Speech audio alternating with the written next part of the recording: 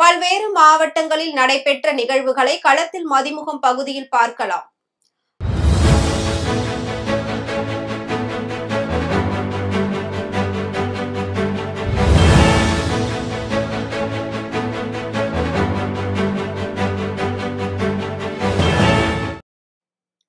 திருப்பத்தூர் மாவட்டம் ஆம்பூரில் தடுப்பணையில் குளிக்க சென்ற இளைஞர் நீரில் மூழ்கி உயிரிழந்த சம்பவம் பெரும் சோகத்தை ஏற்படுத்தியுள்ளது. இந்நிலையில் நீரில் மூழ்கிய இளைஞரை ஆம்பூர் தீயணைப்பு துறையினர் மற்றும் காவல்துறையினர் தேடும் பணியில் ஈடுபட்டு இளைஞரின் உடலை மீட்டனர். மேலும் தடுப்பணையை தூர்வார விவசாயிகள் வலியுறுத்தியும் நடவடிக்கை எடுக்காததே உயிரிழப்பு ஏற்படுவதாக விவசாயிகள் மற்றும் பொதுமக்கள் குற்றம் சாட்டினர். ராணிப்பேட்டை மாவட்டம் பரவத்தூர் கிராமத்தில் சாலைகள் சேதமடைந்து ஜல்லி சாலையாக மாறியுள்ளது. இதனால் அடிக்கடி இருசக்கர வாகனங்கள் விபத்துக்குள்ளாகி வருகின்றன. இந்த சாலையை சீரமைக்க வேண்டும் என பலமுறை அதிகாரிகளுக்கு தெரிவித்தும் நடவடிக்கை எடுக்கவில்லை என கூறப்படுகிறது. இந்நிலையில் பொதுமக்கள் மற்றும் விவசாயிகள் நலன் கருதி சேதமடைந்த சாலையை சீரமைக்க வேண்டும் என கோரிக்கை வைத்துள்ளனர்.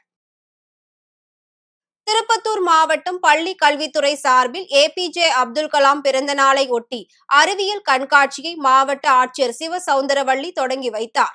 இதில் 25 பள்ளி மாணவ மாணவிகள் கலந்து கொண்டு தங்களது தனி திறமைகளை வெளிப்படுத்தினர். இந்நிகழ்ச்சியில் மாவட்ட முதன்மை கல்வி அலுவலர் புண்ணிய கோட்டி மற்றும் வட்டார கல்வி அலுவலர் தேவ சகாயம் உள்ளிட்ட பலர் கலந்து கொண்டனர். கடலூர் மாவட்டம் பன்ருட்டி அருகே தென்பெண்ணை ஆற்றில் குளித்த போது அடித்து செல்லப்பட்ட இளைஞரை 5வது நாளாக தேடும் பணி தீவிரமடைந்துள்ளது. இந்நிலையில் ஆற்றில் அடித்து செல்லும் முன்பு தென்பெண்ணை ஆற்றில் நின்று இளைஞர் பேசிய வீடியோ தற்போது வைரலாகி வருகிறது. நீலகிரி மாவட்டம் குறும்பாடி அருகே கோவையில் இருந்து கேரளா நோக்கி சென்ற பேருந்து மீது பாறை விழுந்து சேதமடைந்து பேருந்து குறும்பாடி அருகே சென்றபோது திடீரென மலைப்பகுதியில் இருந்து ஒரு பாறை துண்டு பேருந்தின் முன்பகுதியில் விழுந்தது. இதில் பேருந்தில் பயணித்த அனைவரும் அதிர்ஷ்டவசமாக உயிர் தப்பிய நிலையில் சிலருக்கு காயம் ஏற்பட்டதாகவும் தெரிவிக்கப்பட்டுள்ளது. மேலும் பேருந்தின் முன்பகுதி கடுமையாக சேதமடைந்துள்ளது. தகவல் அறிந்து சம்பவ இடத்திற்கு சென்ற போலீசார் மற்றும் வனத்துறையினர் பயணிகளை உடனடியாக பாதுகாப்பாக வெளியேற்றி மாற்று பேருந்து மூலம் அனுப்பி வைத்தனர். ராணிப்பேட்டை மாவட்ட ஆட்சியர் அலுவலகத்தில் அரசு ஊழியர்கள் பணியில் ஈடுபட்டு கொண்டிருந்த போது மின்னஞ்சல் முகவரிக்கு வெடிகுண்டு மிரட்டல் வந்ததாக தெரிகிறது.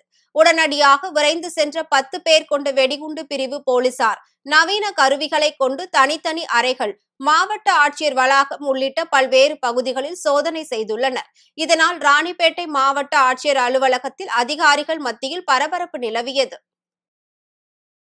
திருப்பத்தூர் மாவட்டம் வாணியம்பாடி வருவாய் கோட்டாட்சியர் அலுவலகம் முன்பு கோட்டாட்சியரின் ஊழியர் விரோத போக்கினை கண்டித்து கிராம நிர்வாக அலுவலர்கள் காத்திருப்பு போராட்டத்தில் ஈடுபட்டனர். இதனால் வாணியம்பாடி துணை காவல் கண்காணிப்பாளர் தலைமையில் காவல்துறையினர் குவிக்கப்பட்டுள்ளதால் பெரும் பரபரப்பு ஏற்பட்டது.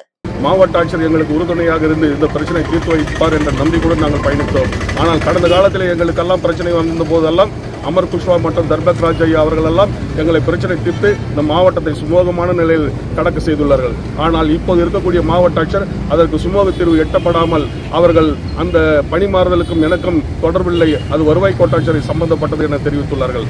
ஆகவே அந்த பணி மாறுதலை உடனடியாக ரத்து செய்து நீங்கள் விசாரணை செய்து நடவடிக்கை எடுக்க வேண்டும் என்று கோரிக்கையின் அடிப்படையில் இந்த பெரா கூட்டமைப்பிலே கிராம நிர்வாக அலுவலர் முன்னேற்ற சங்கம், கிராம நிர்வாக அலுவலர் சங்கம், தமிழ்நாடு வருவாய்த்துறை அலுவலர் சங்கம், கிராம ஊழியர் சங்கம், நில அளவை ஒன்றிப்பு ஏறக்குறைய 400 பேர் நாம் கலந்து கொண்டு வேலூர் மாவட்டம் குடியாத்தம் அருகே விவசாயி இல்லாதோர் உரம் வாங்கி கூடுதல் விலைக்கு விற்பனை செய்வதாக விவசாயிகள் குற்றம் சாட்டியுள்ளனர். இந்நிலையில் விவசாயிகளுக்கு தேவையான உரங்கள் தட்டுப்பாடு இருந்து வந்த நிலையில் தனியார் உரக்கடையில் உரங்களை கூடுதல் விலைக்கு விற்பனை செய்து வருவதாகவும் கூறப்படுகிறது.